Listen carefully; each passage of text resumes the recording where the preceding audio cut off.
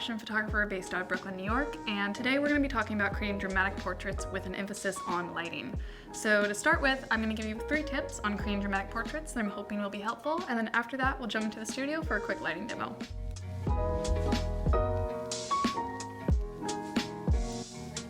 So without further ado, let's dive in. Tip number 1, use shadows to your advantage. We can highlight certain areas that we want the viewer to focus on, such as the entire face or just the eyes, but the more that we start adding in shadow, the more dramatic our portrait's gonna become. Let's talk about high key versus low key lighting. These 2 lighting techniques can have a totally opposite aesthetic in your image. So with high key lighting, you're going to have less contrast between the lights and the darks areas in your image. You're going to be reducing the lighting ratio. So think light, bright, happier vibes. But with low key lighting, you're gonna have a majority of shadows. There's gonna be a lot more contrast between the light areas in the image versus the dark areas. Think more moody, serious, dramatic vibes. So if we're going for dramatic portraiture, we're gonna wanna stick with low key lighting.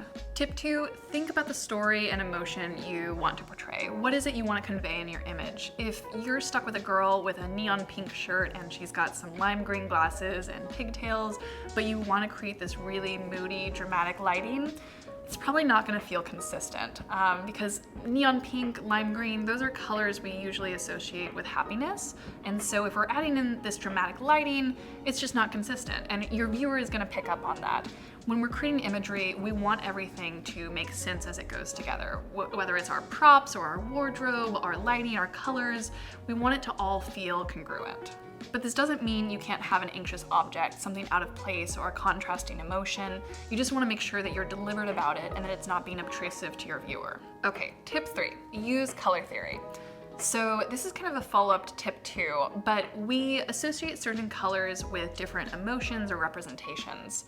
There's a really great book by Patty Bellatoni called If It's Purple, Someone's Gonna Die, and in this book it kind of explores the different connotations that colors can have. So think about a primary red. We usually associate this with defiance, anger, romance, lust. But if we think about blue, this is oftentimes represented in faith, tranquility, depression.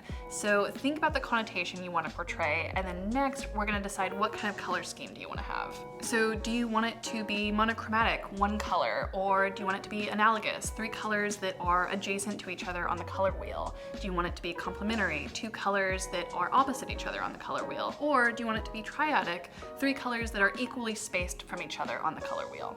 Keeping all this in mind is going to help a lot. So now with those tips out of the way, let's jump into the studio. Okay, so we're here in my studio with my friend Rachel today. When Rachel and I were talking about the concept for this video, I was telling her how it's dramatic lighting, and when she was going through her wardrobe, we wanted to go with something that would kind of match that theme. So she found this really beautiful, sophisticated, kind of gothic top, as well as this beautiful black wig that the light should hit it really nicely. And then we've got this kind of green, dark background. So for her makeup, I didn't want to go with anything too saturated or red. We kind of have like these bronzy colors on her eyelid and then kind of nice wine color on her lip. So let's talk about lighting. We've got a black V-flat on this side. This is just going to soak up light and create some more shadows, which again, low-key lighting, we want more shadows. Let's look back here.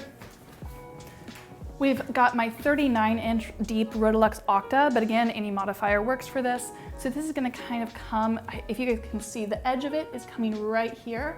So we're gonna get a nice highlight on her wig, and then kind of closer to this area is going to be where it's hitting in her face. And then her nose is going to block some of that light from hitting this side of her face. So we should get a nice kind of Rembrandt going, where it's that little upside down triangle that's created from the shadow that her nose is creating.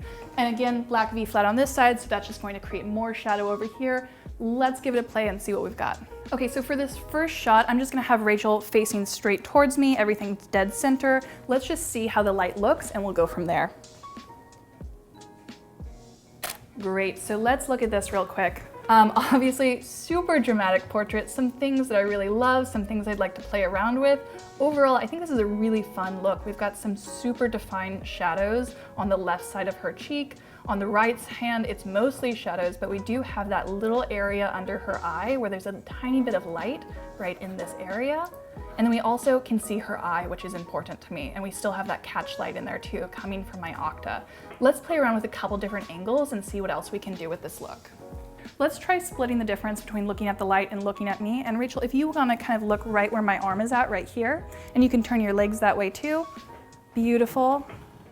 Great, let's try that. Chin down just a little bit, and then eyes right here. Great. And now you can really see that Rembrandt is getting more defined. Just to talk about my settings, I'm at ISO 160, my shutter is 1/200th of a second, and my aperture is f4. I'm shooting with my 24 to 70mm lens, and currently I'm at 70mm.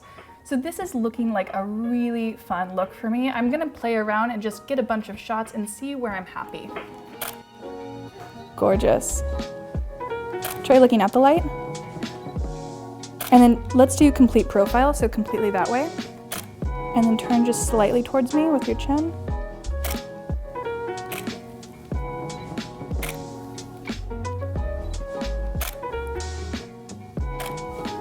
Yeah, let's play around more with that. More cocoon, please.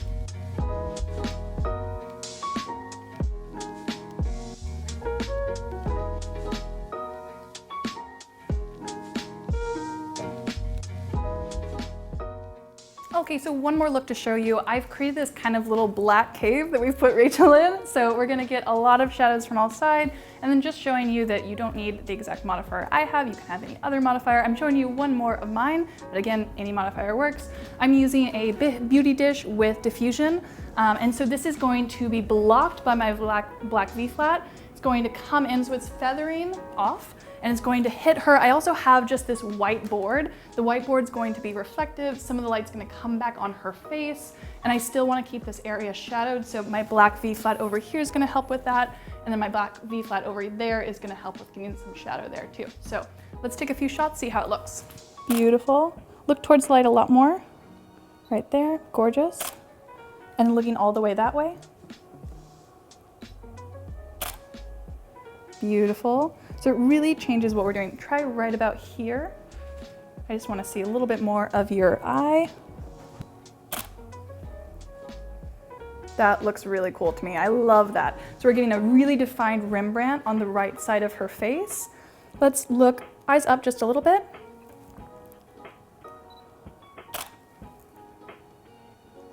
That's super beautiful to me. I love the way that's looking. Let's just play around with that. We'll try some more expressions. If you want to do a little head tilt. And let's try, can you crouch up a little bit? Yeah, and then facing a little bit more that way. Beautiful. That looks great. I love that. Chin down a little bit more. Okay, so I'm just gonna move this V-flat a little bit more in. So I'm really flagging the light here. So this should create a more defined shadow. We already had a really nice one on the left-hand side of her face, but it's gonna create just even a little bit more. Just still want some light hitting her. Right about there, let's try that.